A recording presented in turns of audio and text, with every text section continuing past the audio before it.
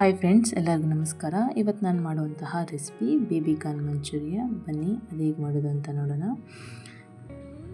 Small pocket baby corn ತೊಗೊಂಡಿದ್ದೀನಿ. ಅದನ್ನು ಚೆನ್ನಾಗಿ ವಾಶ್ ಮಾಡಿ ಇಟ್ಕೊಳ್ಳಿ. ನಂತರ ಸ್ಟವ್ ಆನ್ ಮಾಡಿ ಒಂದು ಪಾತ್ರೆಯಲ್ಲಿ 3 ಗ್ಲಾಸಸ್ ಆಫ್ ವಾಟರ್ ಹಾಕಿ, ನಂತರ ಒಂದು ಚಿಟಿಕೆ ಅರಶಿನ ಹಾಕಿ, ಅದು ಬಾಯ್ಲ್ ಆದ ನಂತರ ಬೇಬಿ ಕಾರ್ನ್ ತೊಗೊಂಡಿದ್ವಲ್ಲ ಅದನ್ನು ಹಾಕಿ, ಬೇಬಿ ಕಾರ್ನು ಒಂದು 60% ಬೆಂದರೆ ಸಾಕಾಗುತ್ತೆ.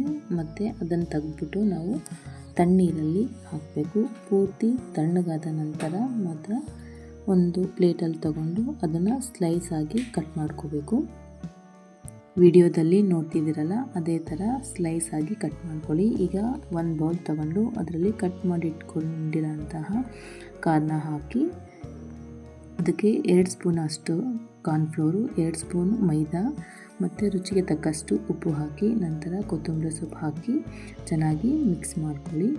ಇದಕ್ಕೆ ನೀರು ಹಾಕೋ ಅವಶ್ಯಕತೆ ಇರಲ್ಲ, ಏನಕ್ಕಂದರೆ ಮುಂಚೆನೇ ಬಾಯ್ಲ್ ಮಾಡಿ ಇಟ್ಕೊಂಡಿರ್ತೀವಲ್ಲ ಅದೇ ನೀರೇ ಸಾಕಾಗುತ್ತೆ.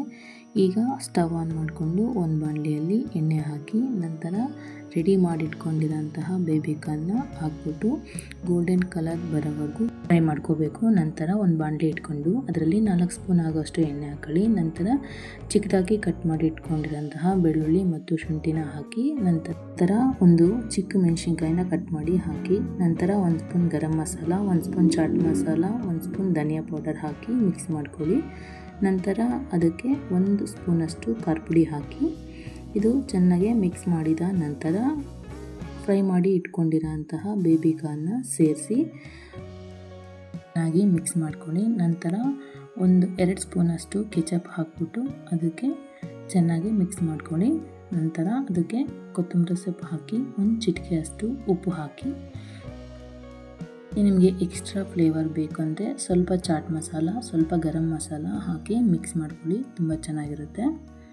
ರೆಸಿಪಿನ ನಿಮ್ಮ ಮನೆಯಲ್ಲಿ ಟ್ರೈ ಮಾಡಿ ಹೇಗೆ ಬಂತು ಅಂತ ತಪ್ಪದೇ ಕಮೆಂಟ್ ಮಾಡಿ ತಿಳಿಸಿ. ನನ್ನ ಚಾನಲ್ನ ಸಬ್ಸ್ಕ್ರೈಬ್ ಮಾಡಿ. Thank you.